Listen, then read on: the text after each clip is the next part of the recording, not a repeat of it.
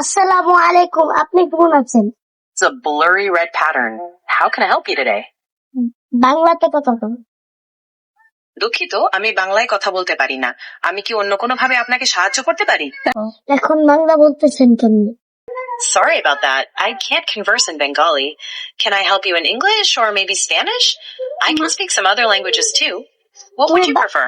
তুমি বাংলাতে কথা বলতে পারো? দুঃখিত, আমি বাংলায় কথা বলতে পারি না।